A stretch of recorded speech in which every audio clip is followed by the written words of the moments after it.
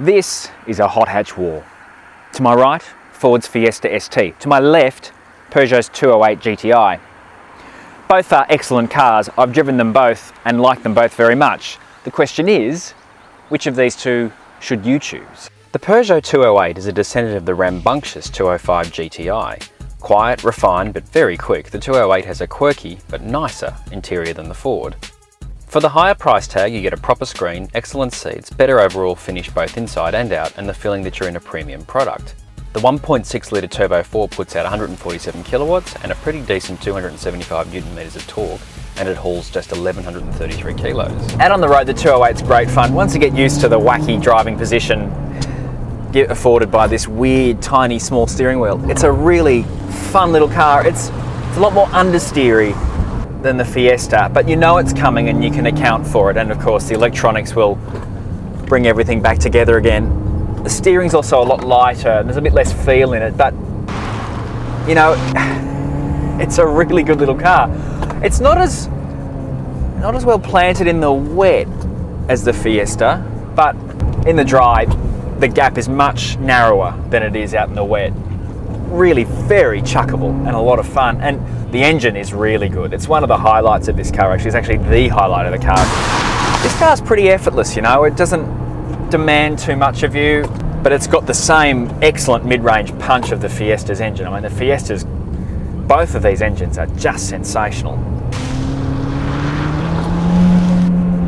It's really good fun, I've got to say, even in these terrible conditions. The Fiesta ST is one of Ford's global cars, and like the 208, it has a cracker of a 1.6 litre turbo petrol. It is down on power, 134 kilowatts and 240 Newton meters of torque, but like its big brother the Focus, if you boot it, you'll activate overboost for an extra 50 Newton meters of torque. The interior is a slightly tutted up Fiesta, but this car is quite a bit cheaper than the 208. No sat-nav, dinky little screen, but terrific seats.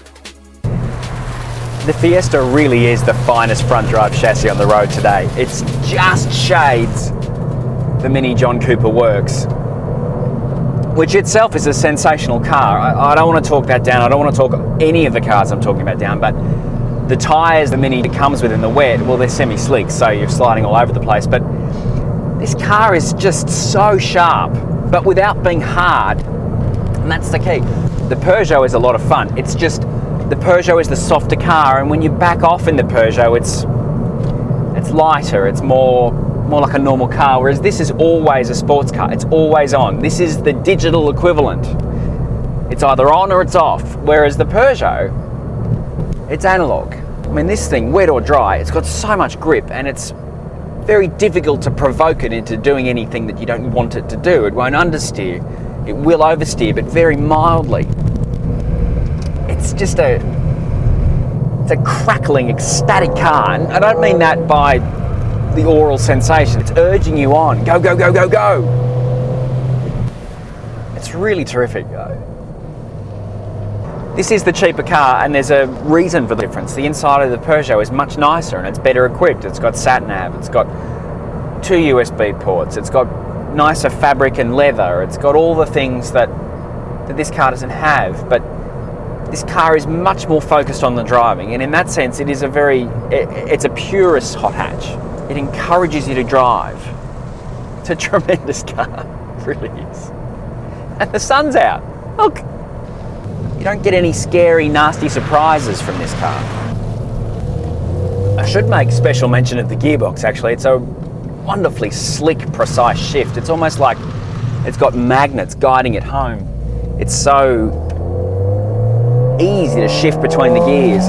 This thing, it really flatters your talent, which is nice because not all of us are particularly talented. In a way, it's not really a fair fight. The Peugeot is probably a better all-round car than the Fiesta. It's more comfortable and it looks better inside, and some will say outside too. It also has an amazingly good ride. It's the total package. But the Fiesta is harder edged and faster. The sacrifices are worth it when you add in the price difference, because day after day the Fiesta will keep you laughing and hooting and putting scowls on the faces of Polo GTI drivers. There are perfectly good reasons for choosing the Pug over the ST. It might be your heart, you might want the better ride and the sweet handling that goes with it. But the Fiesta has that extra something that will keep you coming back. There are no losers here. Neither can deliver the knockout punch, and when you're the one scoring the points, you get to make the decision. In a real war, there are no winners. In a hot hatch war, there are no losers.